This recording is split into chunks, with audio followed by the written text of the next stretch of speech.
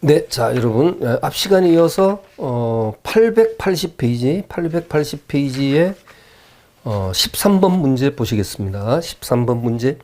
자, 임대차 계약의 주된 목적이 주택의 사용보다 주택 임차인으로 보호받아 기존 채권을 회수하려는 것이 목적이다.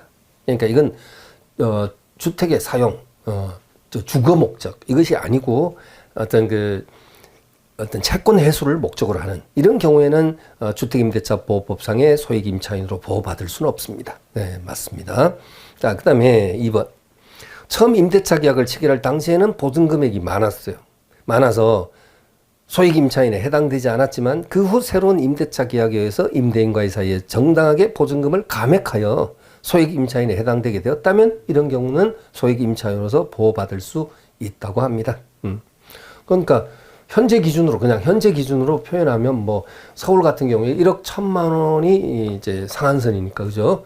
예, 근데 처음에는 뭐 1억 5천이었다. 1억 5천. 그러면 소액 임차인으로서 보호받을 수는 없지 않습니까? 보증금 중 일정액에 한해서 최우선 변제가 되니까 소위 말해서 소액 임차인으로서의 보호받을 수 없는 상황이죠. 그런데 그 이후에 보증금 감액, 서로 합의해가지고 보증금이 예를 들면 1억으로 감액이 됐다고 한다면 당연히 주택임대차보호법에 보호받을 수 있는 소액임차인이 될 수 있다. 그 뜻입니다. 예.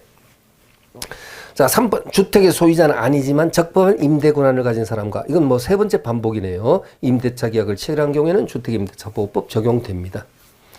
그 다음에 4번. 주택임대차보호법 3조 1항에 정한 대항 요건은 임차인이 당해 주택에 거주하면서 이를 직접 점유하는 경우뿐만 아니라 간접 점유 형태도 인정이 된답니다. 예, 타인의 점유를 매개로 해서 간접 점유하는 경우에도 인정될 수 있다.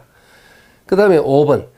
역시 주임법상 우선 변제권을 가진 임차인으로부터 임차권과 분리해서 보증금 반환 채권만 양수한 채권 양수인. 그렇죠? 이런 자는 우선 변제권을 행사할 수 있는 임차인에 해당되지 않는다. 보증금 반환 채권만 양수한 채권 양수인은 해당 안 된다. 그런데 아까 해당되는 경우 있었죠. 금융기관. 그렇죠. 금융기관이 바로 그 보증금 반환 채권만을 양수한 경우에는 당연히 우선 변제권을 행사할 수 있는 지위에 선다라고 했었죠. 그거하고 혼돈이 없어야 되겠습니다. 자, 그 다음에 13번 보셨고요. 그 다음에 다시 이제 이렇게 해서 뭐 주택임대차, 상가임대차 보호법상의 내용은 뭐 이 정도로 여러분이 정리를 하시면 될 것 같고요. 그 다음에 이제 여기 지금 풀었던 문제상에서는 안 나왔지만 그거 기억하시죠? 주택임대차보호법, 상가임대차보호법에 각각 당연히 임차권 등기명령 제도가 있다는 거 알고 계시죠? 예, 그렇습니다. 그래서 보증금을 제때 돌려받지 못한 그 임차인이, 그러니까 기간 만료되고 못 받은 임차인이 임차권 등기 명령을 신청해서 임차권 등기 명령에 한 등기가 되게 되면, 임차권 등기가 되게 되면 이때는 방을 빼도, 예를 들면 주택의 경우에는 주택방을 빼거나 아니면 주민등록을 다른 곳으로 옮긴다 하더라도 대항력은 그대로 유지된다는 것. 여러분, 예, 아시죠? 예, 그런 경우. 그것이 또 어디에서 우리 많이 또 나왔었습니까? 과연 그것이 나중에 그 집주인이 보증금 반환하는 거하고 그 다음에 그 임차인이 임차권 등기 명령에서 설정된 임차권 등기의 말소 등기 서류, 교부, 말소 의무 이것이 동시행 관계에 서느냐? 아니라 그랬습니다. 보증금 반환이 선이행 의무고, 그렇죠? 예, 임차권 등기 말소 의무는 후이행 의무에 해당이 된다 그랬죠? 거기서 여러 번 얘기했었습니다. 자, 그 다음에 자, 882페이지, 자, 하단에, 자, 다시, 특별법 이제 끝났고, 다시 일반법인 민법상의 임대차의 법률관계로 돌아왔습니다. 자, 1번 문제. 토지 임대차네요. 종료에 따른 임차인의 지상물 외촌권에 대해서 가장 옳지 않은 것을 했는데, 가장 옳지 않은 것은, 지문 1번. 건물의 소유를 목적으로 한 토지 임대차에 있어서 임차인의 건물 매수청구는 매수 청구 대상이 되는 건물에 근저당권이 설정되어 있는 경우에도 인정되고, 매수 가격 정할 때 근저당권의 채권 최고액이나 피담보 채무액은 공제돼야 한다. 공제될 이유가 없어요. 그냥 있는 그대로의 평가입니다. 평가를 해서 평가된 현황 평가를 있는 그대로의 평가를 해서 그 시가상당액을 의미하는 것이다. 그죠? 그러니까 뭐냐면 이것이었죠. 아까 여러분 보셨다시피 갑토지의 을이 임차인이다. 그 임차인이 토지 임대차는 토지입니다. 토지를 목적으로 이제 토지 사용을 목적으로 임대차 설정받은 임차인이 여기다 건물 지었고 나중에 존속 기간이 만료됐을 때 여러분 지상물 매수 청구는 기간이 만료되면 곧바로 행사할 수 있나요? 그거 아니죠. 그 물권법에 나오는 지상권이든 이 채권법의 채권 강론에 나와 있는 임대차에서 규정되어 있는 지상물 매수 청구이든 일단 기간이 만료되었을 때 지상물의 가액이 현존하고 있다 해서 곧바로 청구할 수 있나요? 아닙니다. 단계가 있죠. 제일 먼저 뭐 해야 돼요? 계약갱신 청구를 행사하죠. 다시 한번 말씀드리죠. 자, 이제 임대차니까 그대로 이제 임대차, 지상권에서도 마찬가지지만 임대차니까 임대차로 이제 당연히 표현합니다. 토지 임대차 존속 기간이 만료되었을 때 지상물의 가액이 현존하고 있을 때, 가치가 남아있을 때, 이때 임차인의 임대인에 대해서 1단계 뭡니까? 계약갱신 청구를 행사할 수 있고, 이 계약갱신 청구는 순수한 청구입니다. 형성권 아니죠. 이건 임대인의 협조가 필요한 청구이죠. 자, 여기에 대해서 임대인이 나 갱신 못 해주겠어 라고 거절권 행사가 들어오면 이때 임차인은 임대인에 대해서 무엇을 행사할 수 있다고요? 지상물 매수 청구를 행사할 수 있다. 자, 그 다음 행사할 수 있는 것이 지상물 매수 청구이고, 이 지상물 매수 청구는 상당 가액을 제시해서 행사했을 때, 상당 가액을 제시해서, 상당 가액이라는 것은 무슨 뜻이라고요? 사회 거래상 인정될 수 있는 가액을 말하는 것입니다. 그래서 그것을 제시해서 행사했을 때는 이것은 청구권이라 분류나 실체가 뭐가 된다? 형성권이 된다. 그런데 지금 그 지문에서 표현하고 있는 것이 뭐냐면 만약에 이 건물에 이 지상물에 근저당이라든가 이런 저당권이 설정되어 있다면 그 저당권의 피담보 채권액을 이제 피담보 채무라고 봐야 되겠죠. 이 경우에는 이제 입장이 피담보 채무를 공제한 나머지 가액을 청구해야 된다라는 식으로 표현하고 있는데 이것은 틀린 것입니다. 아시겠죠? 틀린 것이고요. 자, 해설. 자, 오른쪽 페이지 제일 마지막 해설 부분을 보시면요. 자, 밑에서 세 번째 줄입니다. 매수청권 행사 당시 건물이 현존하는 대로의 상태에서 평가된 시가상당액을 의미하고 좀 줄 쳐두시죠. 여기에서 근저당권의 채권 최고액이나 일반 저당권의 피담보 채무액을 공제한 금액을 매수가격으로 정할 것은 아니다. 그건 아니다. 자, 이것만 좀 보시고 나머지 지문 여러분 좀 참고로 또 확인해 두시기 바랍니다. 그 다음에 2번 문제. 자, 오른쪽 페이지 2번에 임대차에 관한 설명. 자, 1번. 건물의 소유를 목적으로 한 토지 임대차 계약이 기간이 만료됨에 따라 지상 건물의 소유자가 임대인에 대해서 행사하는 매수 청구는 매수 청구의 대상이 되는 건물의 근저당권이 설정되어 있는 경우에도 인정된다. 방금 했죠? 예. 근저당이 설정되어 있는 경우에도 인정된다. 방금 했고요. 2번 임차인의 비용 상환 청구권. 자, 임차인의 필요비나 유익비 상환 청구권에 관한 규정은 무슨 규정? 임의 규정. 그리고 지상물 매수 청구권 또는 부속물 매수청권 있죠, 여러분. 건물 임대차에서 부속물 매수청권, 토지 임대차에서 지상물 매수청권. 이건 토지 임대차에서 규정된 거고요. 지상물 매수청권. 부속물 매수청권은 건물 임대차에 적용되는 것이고요. 이것에 관한 민법 규정은 무슨 규정이다? 강행 규정이다. 그런데 지금 2번이 틀렸죠. 비용상환 청구권 한꺼번에 다 묶어서 그냥 강행 규정이라고 표현하고 있으니까 잘못됐습니다. 비용상환 청구권은 임의 규정이다. 그 다음에 3번은 아까 나왔던 거예요, 여러분. 3번은 중복된 것입니다. 아까 왜 가배토지의 임차권 설정받아서 건물을 지어서 이 그림에 그냥 할게요, 여러분. 건물 지어갖고 건물에 대한 보존 등기를 하기 직전에 토지가 양도가 돼버렸어요. 이때는 대항력 없다. 대항력 행사하지 못한다.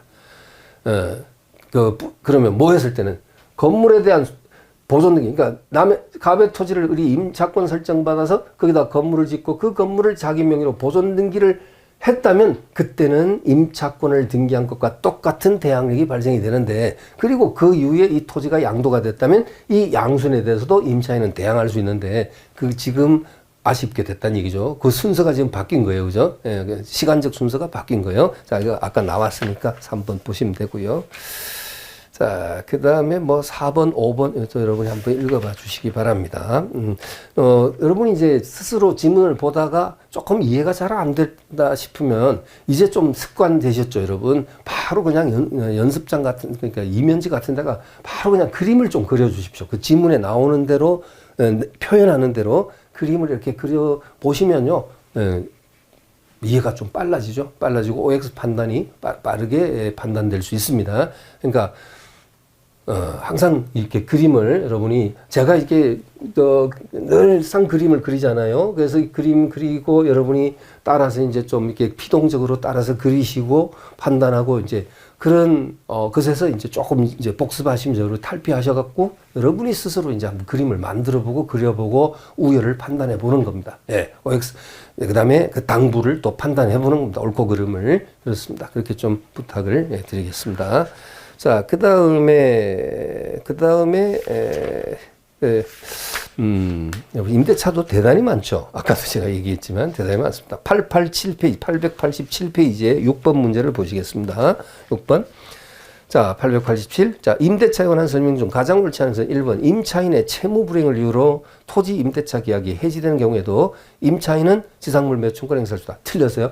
이 지상물 매수청구는요, 아까 제가 표현 한번 했었어야 되는데, 지금 깜빡했네요. 지상물 매수청구는 이 자연스럽게 임대차 계약이 만료되었을 때, 그때 지상물의 가액이 현존하고 있을 때, 자꾸 반복하죠. 현존하고 있을 시, 계약갱신 청구하고 거절 들어오면 행사되는 거거든요.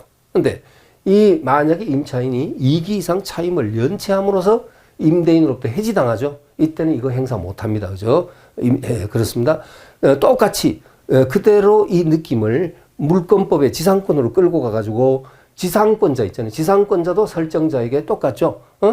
기간 만료했을 때 지상권 존속 기간 만료했을 때 계약갱신 청구하고 지상권 설정자가 거절하면 그 다음에 지상물 매수청권 행사할 수 있는데 이 지상권자가 행사할 수 있는 지상물 매수청권도 지상권자가 설정자에 대해서 2년분 이상 지료를 체납함으로써 지상권 소멸 청구를 당했을 때는 그때는 해지가 아니고 임대차에서는 해지고 거기서는 소멸 청구죠. 소멸 청구를 당했을 때는 지상물 매수청권 행사하지 못한다는 거 같이 묶어서 기억해 두시기 바랍니다.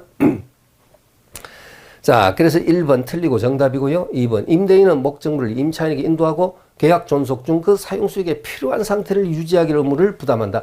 이걸 달리 표현하면 뭐라 하느냐? 적극적 수선 의무라 그럽니다. 방금 뭐라 그랬죠? 적극적 수선 의무입니다. 그러면 제가 그랬죠. 자, 이렇게 지상권 설정자, 좀 줄여서 쓰자고요. 좀 줄여서, 그냥 좀 줄여 쓰겠습니다. 지상권 설정자, 지설. 전세권 설정자, 전설입니다. 전세권 설정자. 이 자들은요, 적극적 수선 의무가 있을까요? 없을까요? 적극적 수선 의무 없습니다. 네? 없습니다. 이것은 무엇을 의미하냐면요, 필요비는 지상권자나 전세권자가 스스로 지출해야 돼요. 그쵸? 이미 공부했던 거예요. 필요비나, 그러니까 지상권자나 전세권자에게는 필요비 상환청권이 인정이 안 되잖아요. 뭔만 인정되고 유익비 상환청권만 인정되고 그러니까 이걸 설정자 입장으로 바꾸어 표현하면 적극적 수선 의무가 없다는 거예요, 여러분. 그런데 그게 아니라 임대인입니다. 임대차에서 임대인에게는요 적극적 수선 의무가 있습니다. 그러니까 이걸 또 바꾸어 표현하면 어떻게 표현할 수 있어요? 임차인은 임대인에서 필요비 상환청권도 행사할 수 있다. 그렇죠? 예, 그렇게 바꾸어 표현할 수 있다. 자, 그러면 이렇게 받고 그 다음에 3번입니다. 임차인이 임차물의 보존에 관한 필요비를 지출했을 때는 임대인에서 상환 청구할 수 있다. 이건 계약 만료 시 청구할 수 하여야 한다면 틀린다 그랬죠. 아까 계약 종료 시 행사할 수 있는 것은 뭡니까? 유익비 상환 청구고 필요비는 언제든지 청구할 수 있고요. 4번 임차인은 임대인의 동의 없이 그 권리를 양도하거나 임차물을 전대하지 못한다. 만약에 위반하면 일명 무단 양도, 무단 전대라고 표현하죠. 그래서 무슨 사유가 되죠? 해지 사유가 된다 했습니다, 여러분. 그리고 아까 그 기억하시죠? 무단 전대를 했는데, 즉 임대인의 동의 없이 전대를 했는데 임대인이 임차인을 상대로 해서 해지권을 행사하지 않고 있다. 그런 경우에는 전차인 여러분, 돌려서 세를 들어온 전차인의 점유는 불법 점유라고 볼 수 없다고 그랬습니다. 따라서 임대인은 전차인에 대해서 불법 점유를 이유로 한 손해배상 청구나 부당이득 반환 청구는 행사하지 못한다 그랬죠. 했죠, 아까. 그렇습니다. 자, 그 다음에 7번 아까 봤네요. 제가 미리 유익비 상환 청구하고 부속물 매수 청구, 좀 주의해야 된다. 라고 하면서 미리 봤습니다. 자, 889페이지, 여러분, 또 9번 한번 보시죠. 자, 임대차 1번. 임대인은 목적물을 임차인에게 인도하고 계약 종속 중 그 사용 수익에 필요한 상태를 유지하게 할 의무를 부담한다. 맞죠? 그 다음에 2번. 임차 건물이 화재로 소훼된 경우에 있어서 완전 소실, 멸실됐다죠. 소외된 경우에 있어서 그 화재 발생 원인이 불명인 때도, 원인을 알 수 없는 때도 임차인, 자, 임차인 요거 주의하셔야 돼요. 임차인 가로쳐야 되고요. 임차인이 그 책임을 면하려면 그 임차 건물의 보존에 관해서 선량 관리자의 주요물을 다하였음을 스스로 증명해 줘야 돼요. 입증해 줘야 한다. 이게 임차인이 불리합니다, 여러분. 네, 증명해야 한다. 그 다음에 3번. 건물의 임차인이 그 사용의 편익을 위해서 임대인의 동의를 얻어 부속한 물건인 이상 그럼 부속물 매천권 행사할 수 있다. 이제 이렇게 갈 것 같은데 오로지 임차인의 특수 목적에 사용하기 위해서 부속된 것이라 하더라도 부속물 매수 청구의 대상이 되는 부속물에 해당한다. OX? X입니다. 판례는 오로지 임차인의 특수 목적에 사용하기 위해서 부속된 것인 경우에는 아무리 임대인 동의를 얻어서 부속시켰다 하더라도 이것은 부속물 매수 청구의 대상이 되는 부속물에 해당되지 아니한다. 여러분, 임대인이 점포를 새로 놨는데 임차인이 들어와서 치킨집을 한 치킨집을 치킨 지금 하면서 이제 치킨 만들려면 그죠? 이렇게 전기 오븐 기름 이렇게 솥 이런 거 있잖아요. 기름 끓이는 이런 오븐 같은 것들이 이제 몇 개가 있어야 되는데 그런 시설을 하면서 임대인 동의를 얻었다? 그러니까 나중에 이제 기간 끝나고 나갈 때 부속물 매춘권을 행사할 수 있겠는가? 사실 그건 임대인한테는 아무 의미가, 임대인이 치킨집 할 것도 아니고, 그쵸? 그래서 또 새로 들어오는 세입자가 역시 똑같은 치킨집을 한다는 보장도 없고, 그래서 제가 얘가 좀 어떻게 보면 좀 엉뚱하고 좀 원초적입니다만은 여러분 이해하시죠? 임차인의 오로지 특수 목적에 사용하기 위해서 부속된 부속물은요, 아무리 임대인의 동의를 얻어서 부속했다 하더라도 부속물 매수 청구의 대상이 되지 아니한다는 거죠. 판례가. 3번 정답이고요. 4번 임대인이 임차인의 채무 불이행을 이유로 임대차 계약을 해지했을 때는 지상물 매수권 행사할 수 없다. 아까 했죠. 그 다음에 5번 건물 임차인이 자신의 비용을 들여 증축한 부분을 임대인 소유로 귀속시키기로 하는 약정. 이제 증축된 부분은 독립성이 없죠. 물론 구분 소유권의 대상이 된다면 별개의 문제지만 구분 소유권의 객체도 될 수 없고 독립성도 없다. 이런 경우는 증축 부분은 역시 뭐냐? 건물의 구성 부분이 된다고 해야 될 거예요. 따라서 이것은 임대인 소유로 귀속해야 될 것이고, 자, 이런 경우에는 임차인이 원상 회복 의무를 면한 대신 투입 비용의 변상이나 권리 주장을 포기하는 내용이 포함된 것으로서 특별한 사정이 없는 한 이런 약정은 유효하다. 참고하시기 바랍니다. 자, 했고요. 여러분 다음 페이지에 임대차가 문제 너무 많으니까 또 10번도 체크하시고 여러분이 한번 좀 풀어주시기를 당부하고요. 10번 아까 제가 그랬죠. 혹시 지문이 좀 길면 그림 이런 걸 한번 만들어 보시면서 복습해 주시는 것도 좋겠고 10번 체크하셨고 그 다음에 한 페이지 넘겨 893페이지 1번도 좀 체크를 해 두시고요. 1번 네, 그 다음에 896페이지 2번. 자, 체크하시고. 자, 이건 한번 또 보시죠. 1번. 임차인이 임대인의 승낙하에 임차권을 양도하고, 그러니까 동의받아 양도했습니다. 자, 신임차인, 새로운 임차인에게 임차 목적물을 명도했을 때, 구 임차인의 임대인에 대한 명도 의무 이행이 완료되었다고 보아야 한다. 네, 당연하죠. 임차인이 이제 떠나는 거니까, 그죠? 예. 그 다음에, 2번 건물의 소유를 목적으로 한 토지 임대차는 이를 등기하지 아니한 경우에도 원래 토지 임대차는 등기하면 대항력 생기는데 물권화되는데 설사 토지 임차권 자체를 등기하지 않았다 하더라도 그 임차인이 자기가 지은 그 지상 건물을 등기하면 보존 등기하면 제3자에 대해서 대항력이 생긴다. 네, 대항력 생긴다. 그 뜻입니다. 아까 나왔던 거고요. 3번 임대차 계약에 있어서 목적물의 사용 수익이 부분적으로 지장이 있는 상태인 경우에는 자, 그 지장의 한도 내에서 차임의 지급을 거절할 수 있다. 여러분, 임대인, 임차인, 임대차 계약이 체결되는데, 여름에 태풍이 불었어요. 태풍 불어가지고, 임차 목적물의 일부가 파손이 됐습니다. 파손됐어요. 자, 이런 경우, 분명히 이것은 뭡니까? 불가항력이고, 천재지변이죠. 따라서, 이때 임차인은 임대인에 대해서 차임 지급을 거절할 수 있느냐. 그 지장의 한도 내에서, 그러니까 전부 지급은 거절이 안 되고요. 전부 지급은 거절할 수 없고,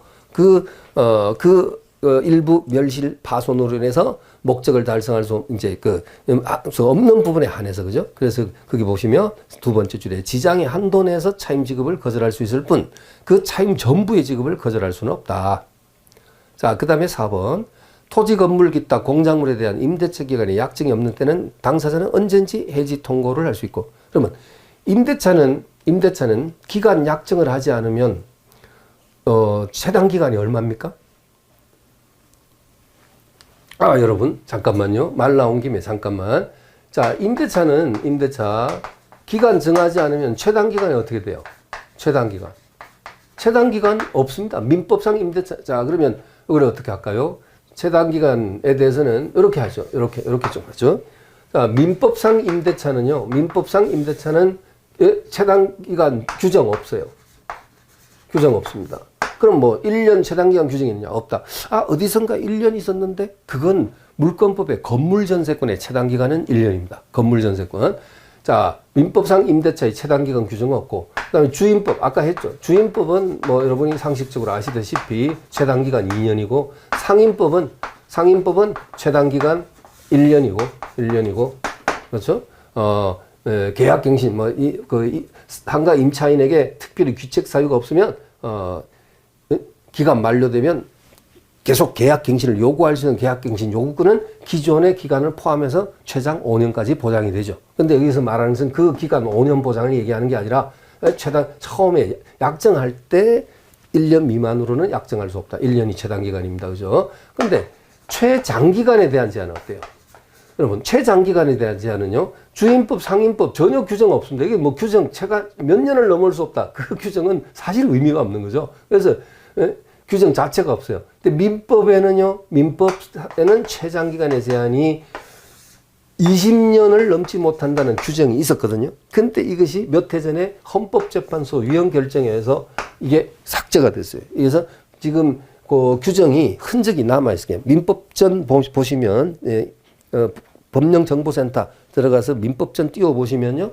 임대채권법에 임대차 부분에 보면 제가 조문 숫자가 지금 기억이 잘 안 나는데 뭐 몇 조, 600 몇 조 해가지고요. 삭제 이렇게 돼 있을 거예요. 그러니까 헌법재판소의 그 위헌 결정에 따라서 삭제가 돼. 원래 20년 넘지 못한다는 제한이 있었거든요. 그래서 이렇게 한번 비교해 봤습니다. 됐죠?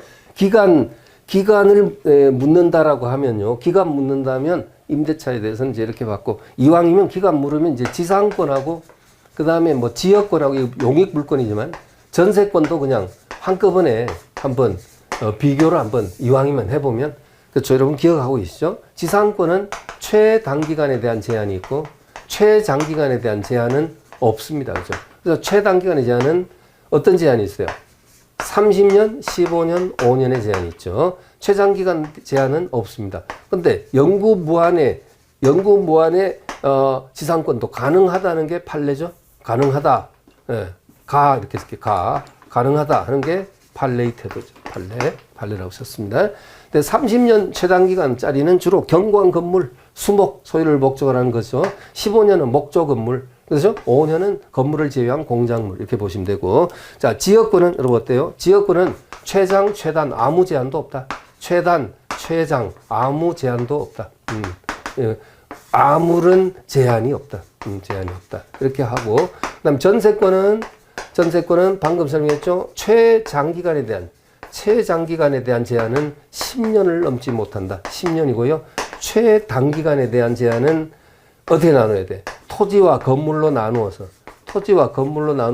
토지는 제한이 없습니다. 건물만 1년입니다. 됐어요? 예, 건물만 1년입니다. 자, 존속기간 제한 한번 나온 김에 한번 또 좀 이렇게 기본적인 사항 한번 설명드렸습니다. 자, 다시 문제로 돌아오시죠.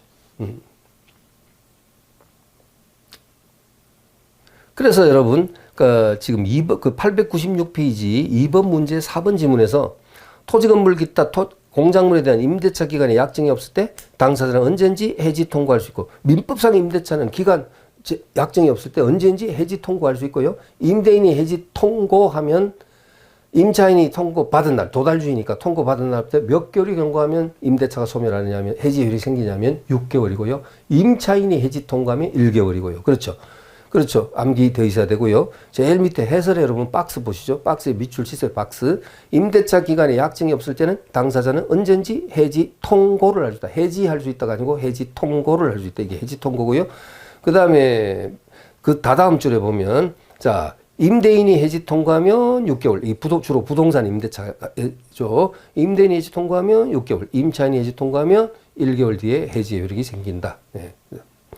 동산은 물어보지 않습니다. 동산 임대차는 기간 정하지 않으면 서로가 서로에 대해서 해지 통과하면 5일 지나면 해지 효력이 생긴다. 그건 뭐 출제되지 않습니다. 그런 것은요. 그 다음에 다시 5번 지문 올라갑니다. 자, 임대차 계약 당사자 사이에 임차인은 임대인의 동의 없이는 임차권을 양도 또는 담보 제공하지 못한다는 약정했다면 그 약정의 취지는 임차권의 양도를 금지한 것으로 볼 것이지 임대차 계약상의 임대차 보증금 반환 채권 그것까지 양도를 금지하는 것으로는 볼 수 없다. 그렇죠? 보증금 반환 채권 이거 양도를 금지하는 것으로 볼 수 없다. 무엇을 금지한다고 지금 특약을 했어요? 임대인 동의 없이는 임차권 자체 그러니까 아까 임차권을 그러니까 왜 그 점포 같은 걸 이제 딴 사람한테 넘기고 하는 거 있잖아요. 또는 담보 제공하지 못한다라고 하면 그 자체 말을 말하는 것입니다. 자, 5번 옳고요. 자, 4번이 정답이었습니다. 자, 그다음에 오른쪽 페이지 이제 4번 문제 제일 밑에 4번도 체크를 해 주시고요. 체크를 해 주시고 여러분이 한번 좀 풀어봐 주시기 바랍니다. 1, 2번은 그대로 뭐 중복이 됐네요. 그렇죠? 중복됐고 틀린 것은 당연히 2번이 되겠습니다.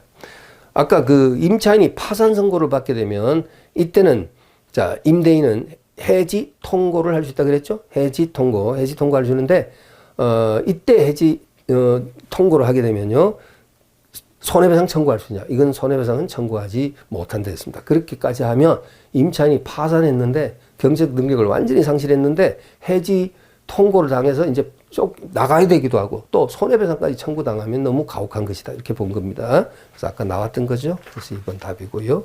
자, 임대차는 이제 이 정도로 마무리를 하시면 될 것 같습니다. 자, 이어서 899페이지 도급.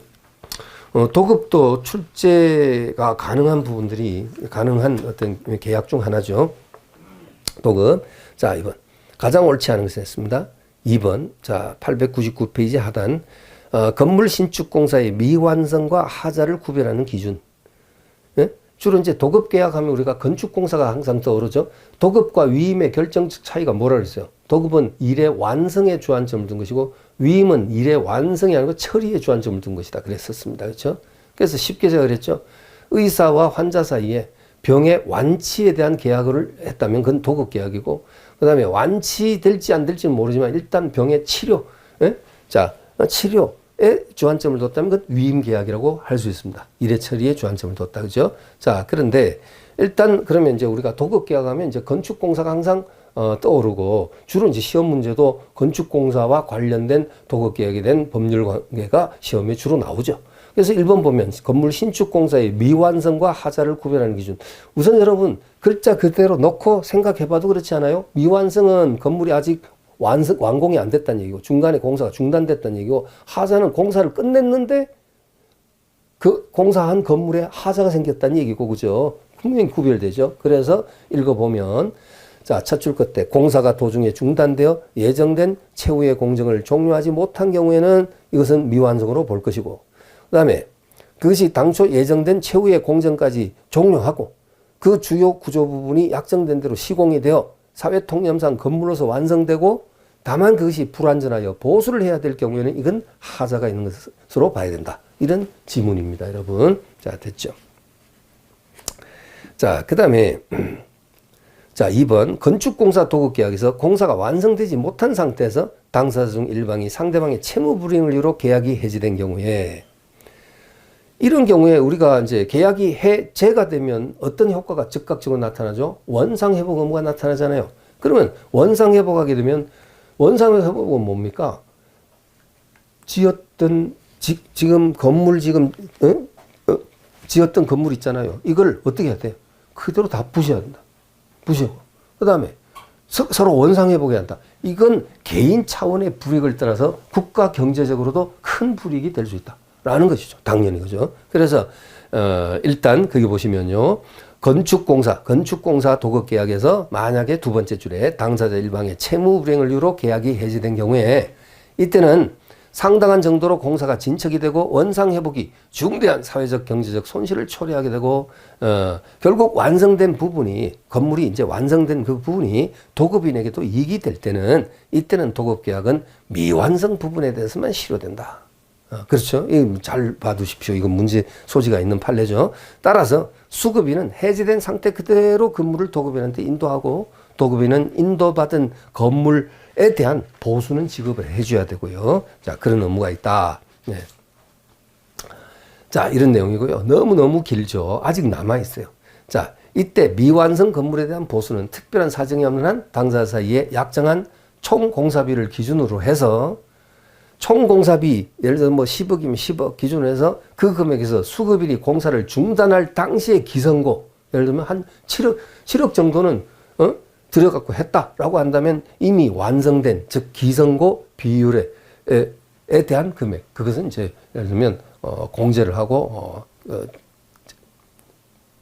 서로 주고받아야 되겠죠. 그것을 지금 여기서 표현하고 있습니다. 그 다음에 3번. 완성된 목적물 또는 완성 전에 성취된 부분에 하자가 있는 때는 도급인은 수급인에 대해서 상당 기간을 정해서 하자 보수를 청구할 수 있고, 그러나 하자가 중요하지 아니한 경우에 그 하자는 별로 중요하지 않은데 보수를 하려면 과다한 비용이 들어갈 때는 이때는 그러하지 아니하다.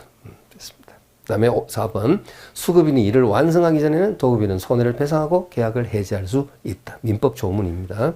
줄 쳐두시고요. 제일 밑에 수급인이 이를 완성하기 전에는 도급인은 손해를 배상하고 계약을 해지할 수 있다. 되겠습니다. 자, 3번 또 체크해 두시고요. 3번도 체크해 두시고. 3번에 4번 질문을 이렇게 보시면요. 수급인이 완공기한 내에 공사를 완성하지 못한 채 완공기한을 넘겨 도급계약이 해지됐다. 자, 그 완공기한 내에 완성을 못했으니까 지체상금이 발생되겠죠. 그렇죠? 제때 공사를 완성시키지 못함으로 인한 배상. 그렇죠? 지체상금이 발생되는데 그 지체상금의 발생 시기는 완공기한 다음 날이고 종기는 그까지는 좋은데요. 응?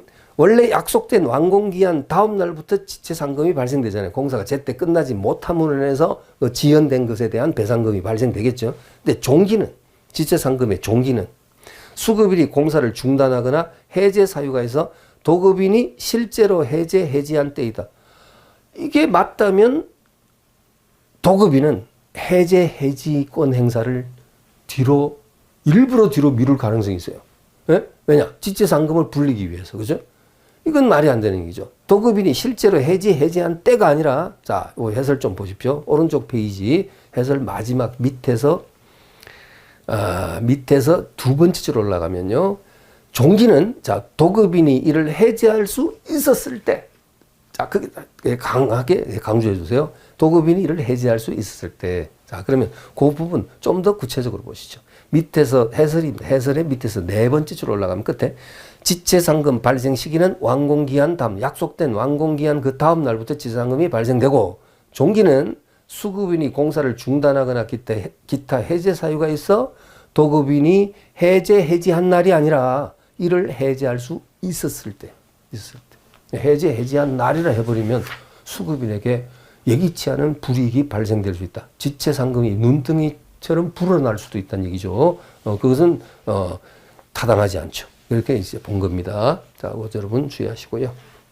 뭐 5번에 아까 나왔던 거요. 수급인이 이를 완성하기 전에는 도급인은 손해를 배상하고 계약을 해지할 수 있다. 자, 그 다음에 903페이지. 자, 903페이지 6번. 도급에 관한 설명 중 가장 옳지 않은 것은 제작물 공급 계약. 예? 제작물 공급 계약 뭡니까, 여러분?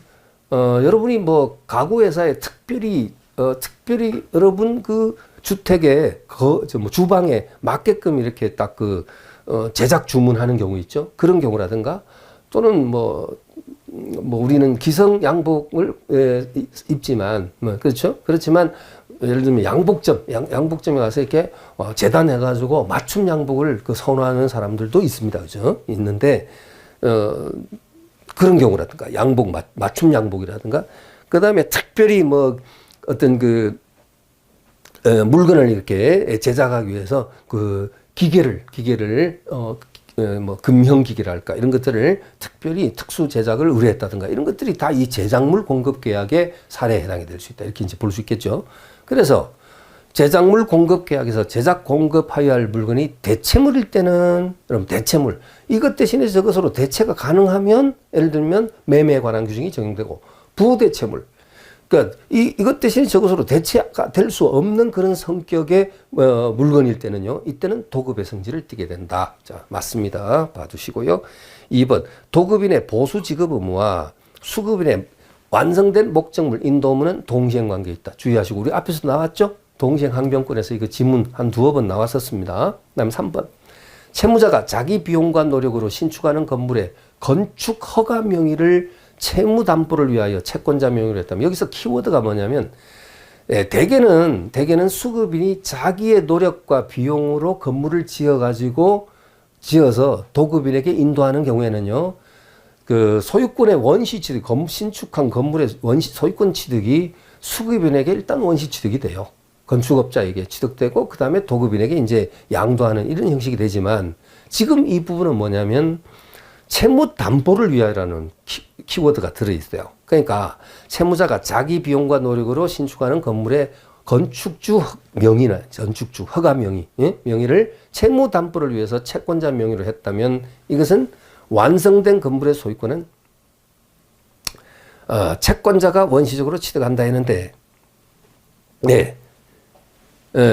이것도 채무자가 원시 취득합니다. 제가 표현을 약간 이상하게 했죠. 그죠? 그래서 아까 그것도 그 수급인이 원시 취득하고 도급인에게 양도듯이 대조적으로 제가 표현했는데, 다시 좀 정정해서 이것도 당연히 채무자가 원시 취득하는 것은 맞습니다. 채무자가 누굽니까? 수급인이죠. 수급인. 그럼 공사한 사람이죠. 자, 그래서 해설 지금 채권자가 원시로 취득하는 게 아니고, 자, 해설 잠깐 보시죠. 밑에 해설 보시면은 밑에서 5번째 줄 끝에 채무의 담보를 위해서 채무자가 자기 비용과 노력으로 신축하는 건물의 건축 허가 명의를 채권자 명의로 했다면까지 이제 줄 쳤고, 그다음 그 다다음 줄 끝 중간에 완성된 건물의 소유권은 일단 채무자가 원시 취득한다. 네, 그렇게 봐야 되겠습니다. 그다음에 4번 지문에서 완성된 목적물의 하자가 중요하지 않으면서 보수를 하려면 과다한 비용을 요할 때. 그래서 여러분, 거기 4번 지문에 완성된 목적물 하자가 중요치는 않은데 보수를 하려면, 이때 보수는 여러분 대가 보수가 아니에요. 여기서 보수는 한글로 돼 있어 그런데 임금 하는 그런 의미, 그 보수, 대가 보수가 아니라 이건 고친다는 보수죠. 보수. 그러니까 한 조문에 보수가 서로 다른 의미의 보수가 한꺼번에 들어있는 조문이 있잖아요. 이 도급에서. 그럴 때는 대개는 이해하겠지만은 살짝 그냥 헷갈리는 수도 있거든요. 그래서 제가 표현했습니다. 다시. 완성된 목적물 하자가 중요하지 않으면서 이거 고치려면, 보완하려면, 즉 보수에는 오히려 과다한 비용을 요할 때는 도급인은 하자 보수나 거기서 끊고 하자 보수에 가름하는 손해배상을 청구할 수 없고, 그냥 손해배상만 청구할 수 있다. 민법 규정이죠. 4번 됐고요. 5번, 건물이 완성된 경우에는 도급인은 중대한 하자가 있다 하더라도 해지할 수 없다. 왜요? 만약에 해지할 수 있다 해버리면 원상회복돼야 되고, 그럼 건물이 철거돼야 된다는 이런 결과가 되어진다. 이것은 국가 경제적으로도 큰 불이익이 될 수 있다. 이미 설명드린 부분입니다. 해주시고. 네. 자, 그 다음에 한 페이지 넘겨서 905페이지 8번도 좀 체크를 해 주시고요. 8번도 여러분 3번 지문 보면 건물 기타 토지 공작물에 대한 도급 계약에서 도급일이 완성된 목적물 하자로 해서 계약 목적을 달성할 수 없을 때는 계약을 해지할 수 있다. 대개 다른 부분에서 그로 인해서 무슨 하자로 인해서 계약 목적을 달성할 수 없을 때는 해지할 수 있다. 예외 없이 규정되어 있죠. 아까 매도의 담보 책임에도 있었고, 그죠? 그렇지만 이 건물에 대한 건물에 대한 도급 계약에서는요, 이것은 예외가 됩니다. 계약의 목적을 달성할 수 없다 하더라도 해제할 수 없다. 그렇죠? 이유는 방금 계속 표현했던 대로입니다. 자, 조문 밑줄 한번 쳐두고 가시죠. 자, 도급인은 밑에 해설의 박스 안에 도급인은 완성된 목적물 하자에서 목적을 달성할 수 없는 때는 계약을 해지할 수 있다. 그러나 건물 기타 토지의 공작물에 대해서는 그러하지 아니하다. 그렇죠? 그리고 다시 위에 지문 올라가서 4번에 위임계약은 각 당사자가 언제든지 해지할 수 있습니다. 위임계약은 여러분 뭐가 원칙입니까? 무상위임이 원칙이거든요. 유상위임이 아니고 무상, 즉 대가가 없는 무상위임이 원칙이기 때문에 각 당사자가 언제든지 해지할 수 있는 것을 할 수 있다는 겁니다. 자, 그 다음에 8번 했고요. 그 다음 페이지 여러분 10번 있죠? 10번도 체크해 두시고요. 또 풀어주시고 10번. 그 다음에 한 페이지 더 넘겨서 908페이지 13번. 자, 체크해 두시고 13번. 자, 1번. 자, 1번처럼 도급인과 수급인 사이에 완성된 건물의 소유권을 도급인에게 귀속시키기로 합의. 자, 그게 밑줄. 건물의 소유권을 도급인에게 귀속시키기로 처음부터 합의했을 때 이때는 도급인에게 원시적으로 귀속됩니다. 그러나 이렇게 표현하지 않고 그냥 수급인이 자기의 노력과 비용을 들여서 건축 공사를 완성했을 때는 이때는 원칙적으로 수급인이 건물의 소유권을 원시 취득하고 그 다음에 도급인에게 이제 양도하는, 인도하는 그런 형식이 되고요. 아까 뭐 채무담보 어쩌고 했죠. 그렇게 해서 도급인 명의로 건축 허가 명의를 해서 이제 했을 때는 역시 또 그 채무자가 원시 취득한다. 그랬었죠. 그 다음에 2번. 도급인이 인도받은 목적물에 하자가 있는 것만을 이유로 하자 보수나 하자의 보수에 가름하는 손해배상을 청구하지 않고 보수 지급을 거절할 수 없다. 주의하십시오. 이게 뭡니까? 도급인이 수급인이 완성한 그 목적물을 이제 하자가 있다. 하자가 있다는 것만을 이유로 해서 하자 보수를 요구하거나 또는 하자 보수, 즉 고치는 보수에 가름하는 손해배상을 청구하지 않고 그냥 보수 못 주겠다. 왜? 일방적으로 보수 지급을 거절할 수는 없습니다. 그렇죠? 그러니까 일단 수급인이 완성된 목적물에 무슨 하자가 있다면요. 그에 대해서 하자 보수를 요구하거나 도급인은 또는 보수에 가름하는 손해배상을 청구해야 되지. 그런 청구들을 하지 않고 일방적으로 보수 지급을 거절하지를 못한다. 그때 마지막에 나온 그 보수는 뭡니까? 대가 보수, 대가를 의미하는 거죠. 그 다음에 3번. 수급인은 도급인이 파산 선고를 받은 경우에 도급계약 해지할 수 있다. 민법 조문이고요. 그 다음에 4번. 민법상 수급인의 하자담보 책임에 관한 기간은 제척기간으로서 재판상 청구를 위한 출소기간이다.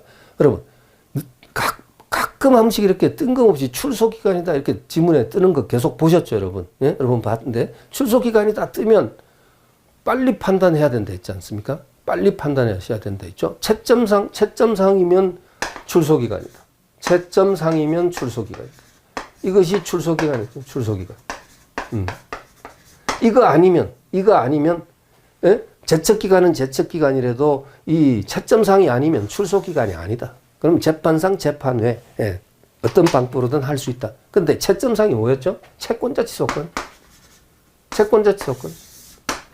406조의 채권자치소권 있죠. 205조 이야기 뭐 점유보호청권, 물권법. 그다음 이제 우리 다음 회차에서 하게 될 상속법의 상속회복청권, 상속회복 청구권. 그래서 이 세 개 암기 꼭 되어 있어야 된다. 한 번 더 강조드렸습니다. 자, 채점상은 출소입니다. 자, 그러면은 4번 틀리고 정답이죠. 그 다음에 5번. 수급인이 이를 완성하기 전엔 도급인은 손해를 배상하고 해지할 수 있다. 그랬습니다. 자, 이렇게. 자, 그 다음 페이지. 15번. 자, 도급에 관한 내용 중 옳지 않은 것인데, 자, 1번 한번 보시죠. 공사 도급 계약상 위약벌 약정. 이 위약벌은 우리가 앞에서도 여러분 그 채무 불이행에 따른 손해배상에서도 설명드린 바 있지만 가장 무서운 것이다. 그죠? 위약벌은 위약금에다가 별도로 손해배상까지 청구할 수 있는 만약에 뭐 계약금을 치르고 그것을 위약금으로 위약벌로 약정을 했다면 그 계약금은 위약금으로 몰수되면서 동시에 별도로 손해배상까지 청구할 수 있는 것이니까 아주 서로 간에 굉장히 이건 뭐 제재가 크다 이렇게 이제 여러분에게 설명드렸는데 바로 그 위약벌 약정은 이건요 감액 청구가 감액하고 이런 게 안 돼. 그러니까 손해배상액의 예정은 부당이 과다할 때는 감액이 가능하지 않습니까?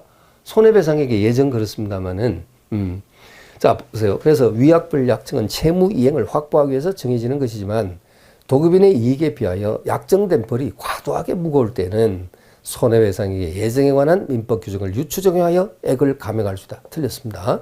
이 위약벌 약정은 감액이 안 됩니다. 그래서 1번이 정답이고요. 자, 밑에 해설에 밑줄을 좀 치겠습니다.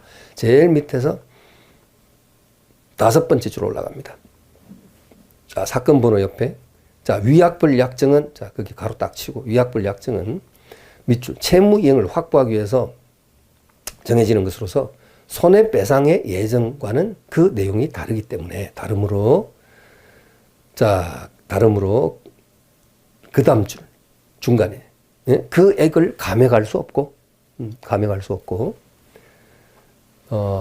그러나 다만 그 의무 강제에 의해서 얻어지는 채권자의 이익에 비하여 약정된 벌이 지나치게 과도하단 말이에요. 과도하게 무거울 때는 그 전부 또는 일부가 공서양속에 반해서, 즉 103조 위반으로서 무효가 될 수는 있다. 아예 위약벌 약정 자체가 전부나 일부가 103조 위반으로서 무효가 될 수는 있어요. 공서양속에 위반된 것으로서 무효가 될 수 있다. 그렇지만 감액은 할 수 없다. 자, 요 1번 자, 봐주시기 바랍니다.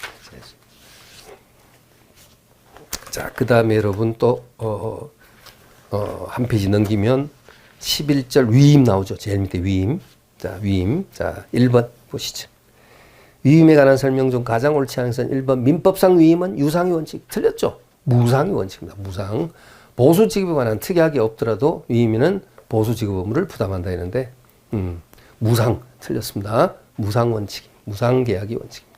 그 다음에 2번 수임인은 위임인의 승낙이나 부득이한 사유 없이 제3자로 하여금 자기에 가름하여 위임 사무를 처리하게 하지 못한다. 여러분이 누군가를 신뢰했기 때문에 그 사람한테 위임을 했는데 그 사람이 여러분 승낙도 받지 않고 제3자에게 다시 위임 사무를 처리하게 한다. 이걸 꼭 복대리처럼 여러분 우리 그 민법총 측에서 복대리 법정 대리는 언제나 복인권이 있고 임의 대리는 원칙적으로 없는데 예외적으로 본인의 승낙이 있거나 부득이한 사유가 있을 때는 복대리를 선임할 수 있다. 그죠? 예, 그렇습니다. 그래서 그것과 비교해서 수임인은 위임인 승낙이나 부득이한 사유 없이 제3자에게 다시 복위임할 수 없다는 겁니다, 여러분. 예, 그런 복위임이라는 표현은 안 나오겠지만 자기의 가름에서 처리하게 할 수 없다. 3번 수임인은 위임사무 처리원에서 받은 금전 그 밖의 물건 수취한 과실을 위임인에게 인도하여야 한다. 인도하여야 한다. 4번 위임계약은 각 당사자가 언제든지 해지할 수 있다. 다만 당사자 일방이 부득이한 사유 없이 상대방 불리한 시기에 해지할 때는 손해를 배상해 줘야 한다. 손해를 배상해 줘야 한다. 자, 여러분 한 문제만 더. 자, 오른쪽에 913페이지에 2번 문제. 자, 문제만 더. 위임에 관한 설명 중 가장 옳지 않은 것은 자, 1번. 2번 이제 정답만 좀 확인해 보시죠. 무상 위임의 경우 수임인은 위임의 본지에 따라서 위임의 본 뜻에 따라서 본 취지에 따라 이런 뜻이죠. 본지 자신의 재산과 동일한 주의 의무로 위임 사무를 처리한다. 이게 뭔가 자기 재산과 동일한 주의 의무. 자기 재산과 동일한 주의 의무. 그래서 이 자기 재산과 동일한 주의 의무로 나오는 것은 3개만 기억을 하시면 된다 했죠. 3개만. 이거죠. 자기 재산과 동일한 주의 의무. 그 3개가 아니면 나머지는 전부 뭐냐? 선량 관리자의 주의 의무. 그럼 3개. 무친상이래. 무친상. 자, 이 무는요. 자, 무친상. 무는 무상임치. 무상임치에서의 이 수치인의 관리 의무. 그 임치물에 대한 관리 의무는 자기상과 동일한 주의 의무. 그렇죠. 그다음에 친권자의 그 미성년 재산 관리권에 대한 주의 의무. 친권자의 주의 의무. 미성년 자녀의 재산 관리권이라든가 대리권 행사 이런 것과 관련된 주의 의무는 자기재산과 동일한 주의 의무. 그다음에 상속재산에 대한 상속인의 주의 의무, 관리 의무랄까요? 예, 관리 의무. 또는 주의 의무. 이것도 뭡니까? 이 3개가 자기재산과 동일한 주의 의무다.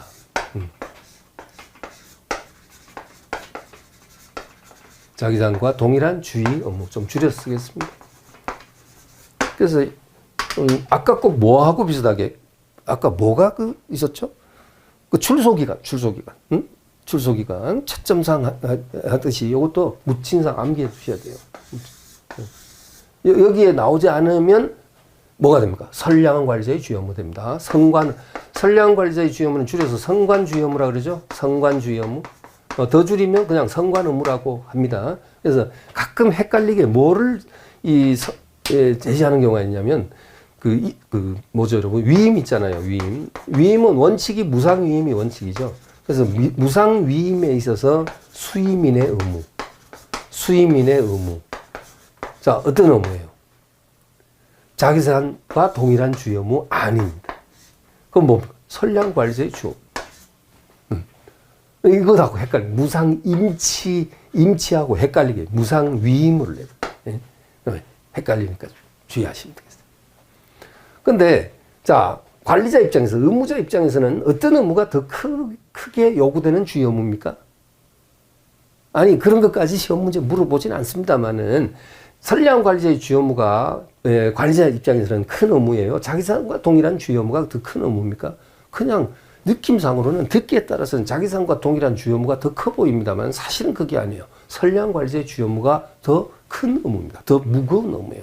예? 경중으로 따지면 이게 더 무거운 업무입니다. 그렇습니다. 자, 그런 업무예요.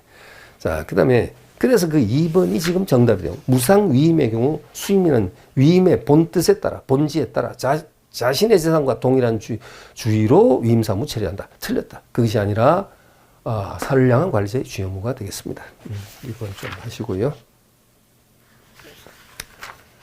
자, 여러분 이번 시간은 여기까지 보시고 또 이어서 부지런히 이어가도록 하겠습니다. 자, 여러분 수고하셨습니다.